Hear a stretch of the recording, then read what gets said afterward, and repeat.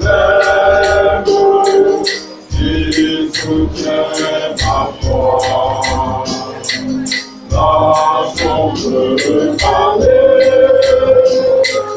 la vue de l'âme consolée, je n'en jamais mon sauveur, non jamais poussé, non jamais poussé. Jésus mon sauveur me garde, jamais ne me laisse seul, non jamais tout seul, non jamais tout seul.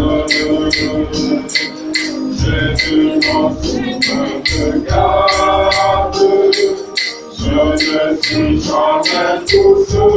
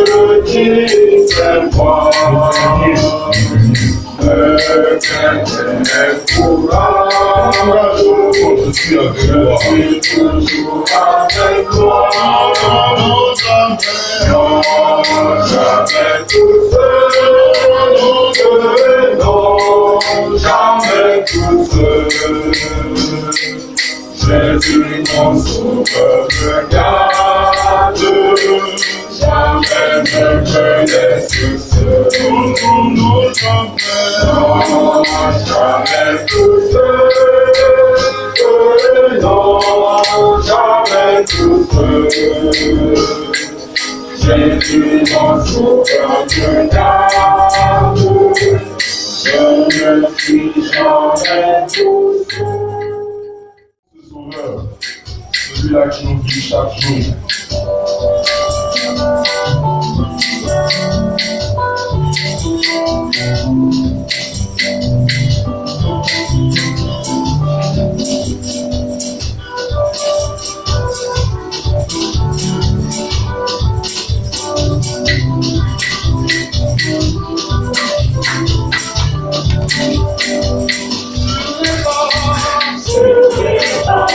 C'est modèle, ton achat, ton chérie, et ton cœur toujours fidèle, nous attendons de son ancien.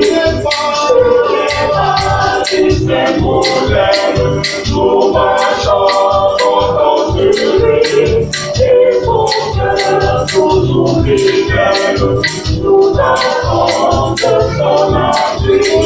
Et ton est notre Père.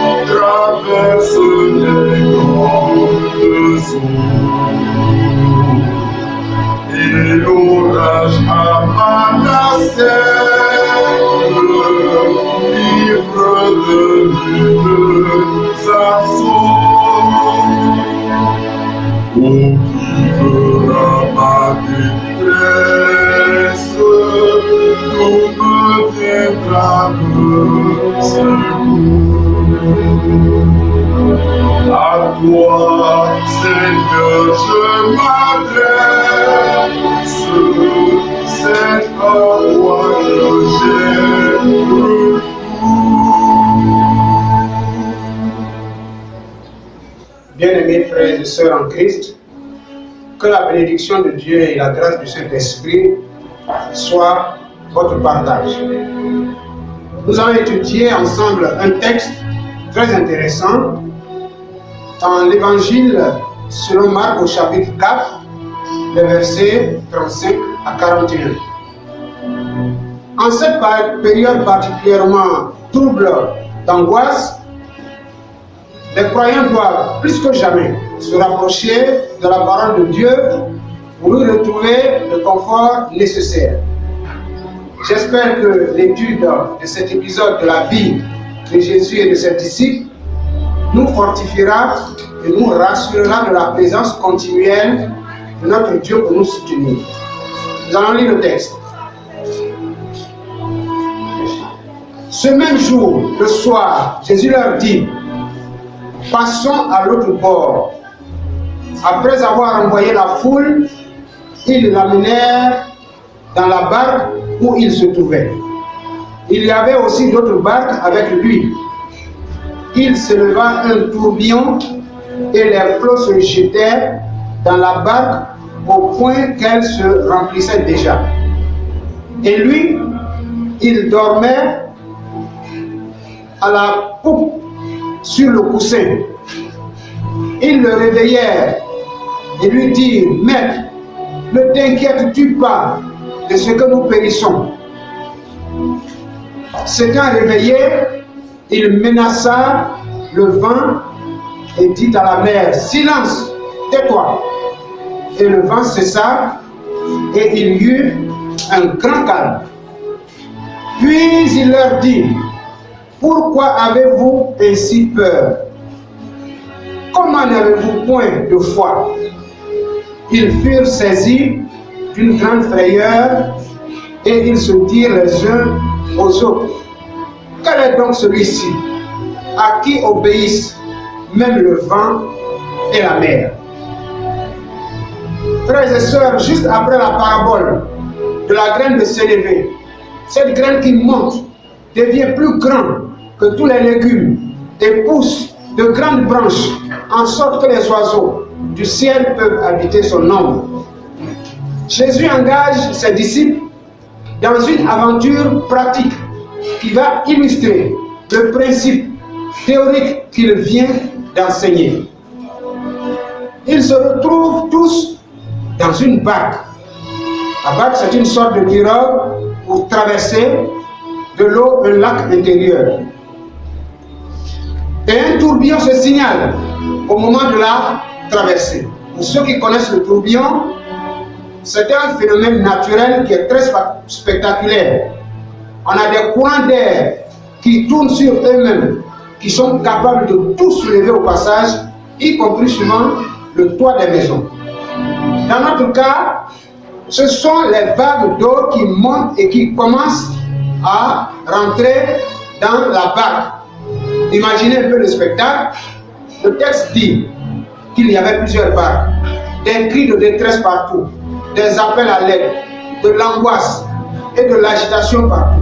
Mais il y a une scène qui tranche avec tout ce décor de chaos. Quelqu'un est en train de dormir dans l'une des barques au milieu de tout ce bruit. Jésus, qui a initié le voyage, est en train de dormir. Comment peut-il dormir au milieu de tout cela? Ses disciples le réveillent à coups de grands cris et lui posent une question bien curieuse. Maître, ne t'inquiètes-tu pas de ce que nous périssons? Moi, je croyais qu'il allait dire, Maître, sauve-nous. Mais leur appel est tout autre et basé sur l'inquiétude, sur la peur. Pour eux, il n'y a apparemment rien à faire. Et leur appel est bien plus marqué par la peur que par toute autre chose. J'aimerais vous parler brièvement de la peur ce matin. Jésus se lève de la barque et de sa voix de créateur, il menace les éléments et le calme revient. Au lieu de se réjouir, les disciples tombent dans une autre situation de peur, de frayeur. Maintenant, on dirait que c'est de Jésus qu'ils ont peur. Ils passent d'une peur à l'autre, comme nous le faisons souvent. Dans le texte, les mots utilisés en français sont peur et frayeur, dans la version Louis II. Nous vivons à l'époque de la peur. Notre monde fait peur. Tous les jours, nous recevons et nous recevrons des nouvelles effrayantes. Les maladies liées à la peur, en réalité, sont en train de prendre des proportions plus que jamais inquiétantes. En français, on a plusieurs mots qui expriment un aspect particulier de la peur, et selon le domaine, on parle de peur, on parle d'angoisse, de crainte, d'anxiété, de frayeur, de trouble, d'alarme, de panique, d'inquiétude, d'effroi, d'affolement, de terreur, de psychose, de stress, de stress, de stress. La grande maladie du siècle. Et tous ces mots ont quelque chose en commun. Et il importe que nous, croyants, puissions y réfléchir. Tout d'abord, nous verrons ce que c'est que la peur. Ensuite, nous parlerons des effets de la peur. Et enfin, nous verrons comment vaincre la peur. Est-il possible de vaincre la peur? C'est quoi la peur? La peur, c'est un phénomène naturel, c'est un phénomène psychologique, à caractère affectif marqué, bien marqué. Et la peur accompagne la prise de conscience, justifiée ou non, d'un danger. Ça veut dire que lorsque nous prenons conscience d'un danger, qu'il soit réel ou non réel, nous pouvons avoir peur. Il peut aussi s'agir d'une menace pour la vie ou la sensibilité d'un sujet, qui peut prendre soit la forme d'une émotion choc, soit d'un sentiment. Donc la peur, pour le résumer, c'est un sentiment naturel, comme la colère, comme la jalousie, la honte, la joie, etc.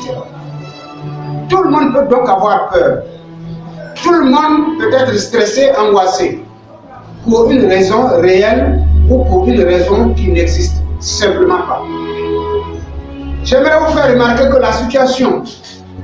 la majorité des situations qui stressent les gens n'existent pas ou ne sont pas actuellement présentes.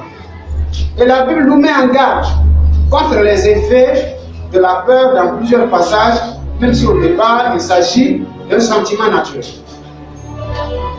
Deuxièmement, quels sont les effets possibles de la peur? La peur affaiblit biologiquement l'individu. La peur affaiblit mentalement l'individu et la peur peut affaiblir spirituellement. Sur le plan biologique, le stress diminue la capacité du corps à faire face aux maladies. On dit que le stress diminue les défenses immunitaires du corps et l'expose davantage aux maladies. Au niveau mental, la peur peut déstructurer le raisonnement et diminuer les capacités intellectuelles à faire face à une situation précise. En période d'angoisse, il faut réfléchir aux moyens de s'adapter. Mais avec l'émotion, cela devient très difficile. Et l'appel des disciples au Seigneur dans la barque illustre très bien cette situation. Au niveau spirituel, la peur est l'un des premiers signes du péché. Écoutez le dialogue entre Dieu et Adam en Genèse au chapitre 3, les versets 9 et 10. Mais l'Éternel Dieu appela l'homme et lui dit: où es-tu? Verset 10, il répondit: j'ai entendu ta voix dans le jardin et j'ai eu peur parce que je suis nu, je me suis caché. Toutes les peurs ne viennent pas du péché, mais presque toujours. Lorsque nous ne sommes pas en règle avec notre Dieu, la peur s'installe immédiatement. C'est pour cela que lorsque Jésus parle des événements de la fin, en Matthieu au chapitre 24, verset 6, il dit: vous entendrez parler de guerre et de bruit de guerre. Gardez-vous d'être troublés, car il faut que ces choses arrivent, mais ce ne sera pas encore la fin. Lorsqu'on parle des événements qui auront lieu avant la fin, c'est quelquefois notre état spirituel qui nous inquiète plus que les événements eux-mêmes, qui sont en réalité une bonne nouvelle pour ceux qui attendent l'espérance promise. Nous sommes victimes de ce monde injuste et corrompu, et le retour du juste juge est une excellente nouvelle pour les victimes, mais pas pour les pauvres, surtout pas pour les pauvres. Mettons en règle notre vie spirituelle et certaines peurs, et la peur s'annule. La peur aussi, spirituellement, peut être un manque de foi. Si malgré toutes les assurances de la parole de Dieu, nous persistons à avoir peur, la peur demeure encore. Et l'élévation spirituelle chasse la peur et les inquiétudes qui sont souvent liées aux choses matérielles, aux choses terrestres de la terre. Jésus lui-même a dit en Matthieu chapitre 6, je vous lis quelques versets, verset 25, c'est pourquoi je vous dis, ne vous inquiétez pas pour votre vie et de ce que vous mangerez, ni pour votre corps, de quoi vous serez vêtus. La vie n'est-elle pas plus que la nourriture et le corps plus que le vêtement? Et le verset 26, je le saute, je lis le verset 27. Qui de vous, par ses inquiétudes, peut ajouter une coudée environ un demi-mètre à la durée de sa vie? Passons au verset 31.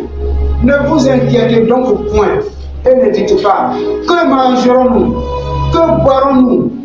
De quoi serons-nous vêtus? Verset 33, la conclusion naturelle.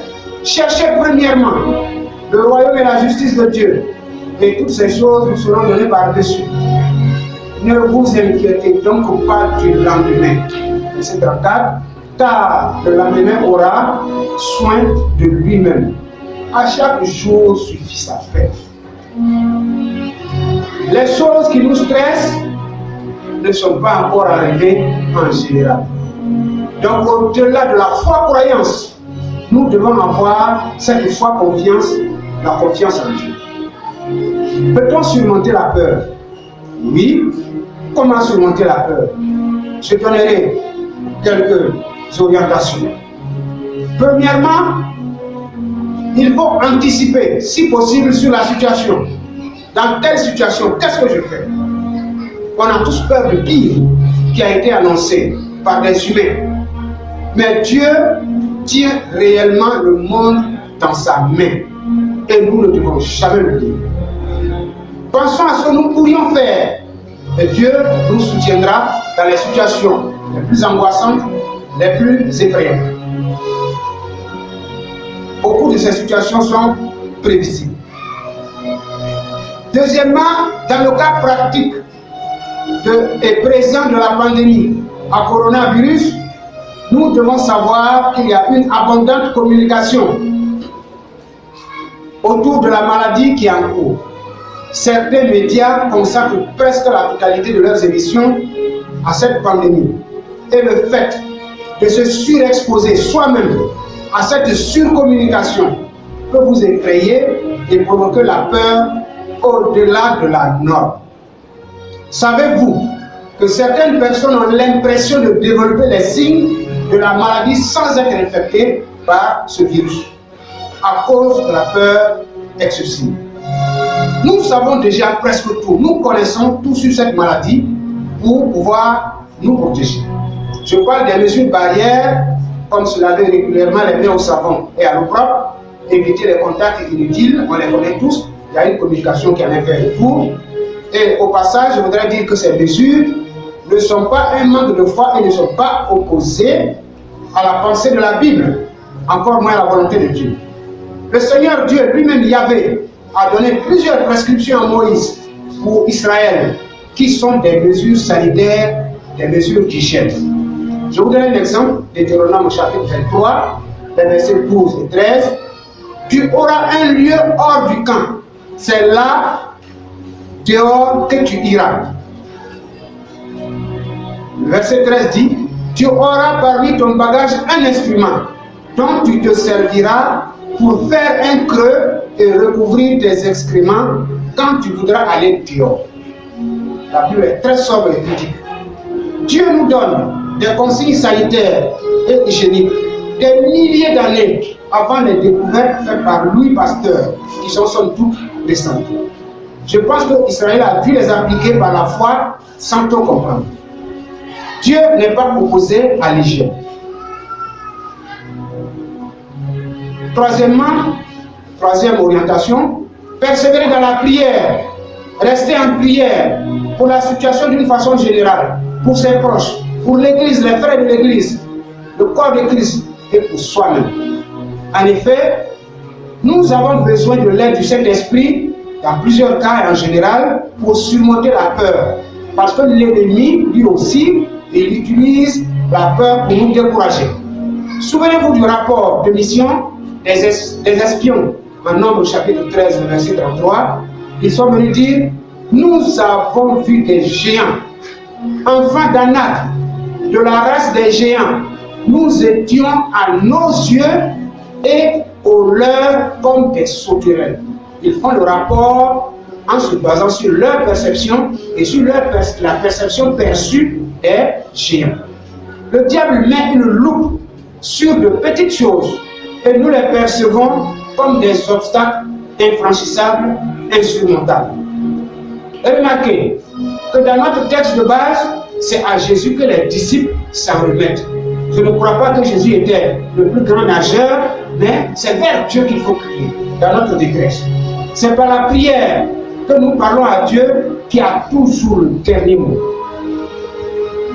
Pour terminer, il faut retenir que la peur, c'est un sentiment naturel. C'est normal que quelquefois nous ayons peur. Et d'ailleurs, la majorité des signes concernant le retour de Jésus peuvent faire peur.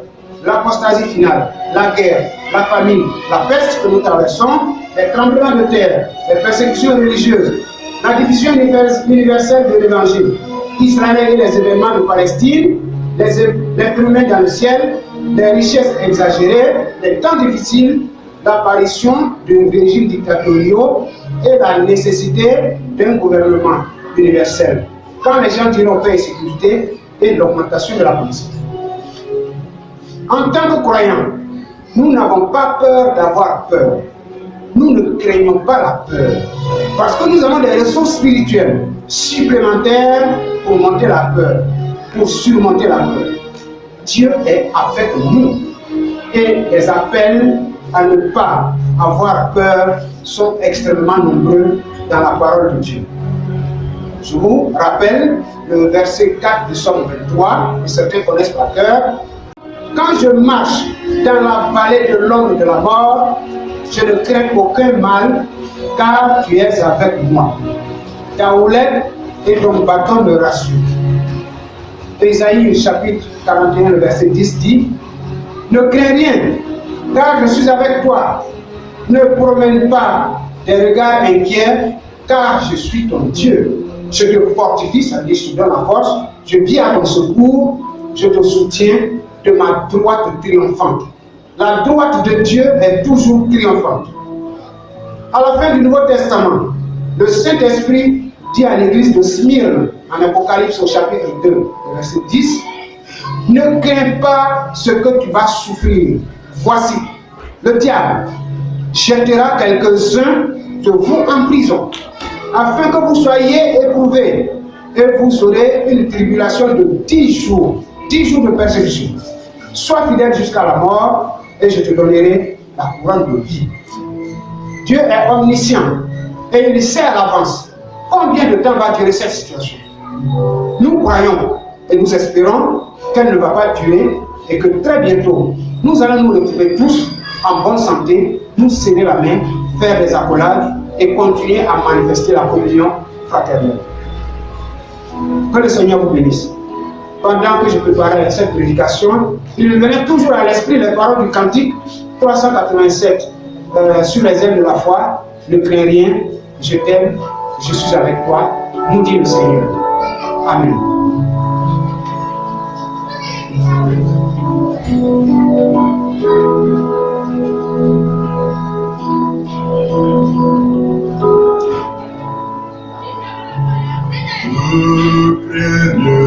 Je t'aime, je suis avec toi. Promesse suprême qui soutient ma foi. La sombre vallée n'a plus de terreur, l'âme consolée. Je marche avec mon sauveur. Non, jamais tout seul. Non, jamais tout seul. Jésus, mon sauveur, me garde. Jamais ne me laisse seul. Jamais tout seul, non, jamais tout seul.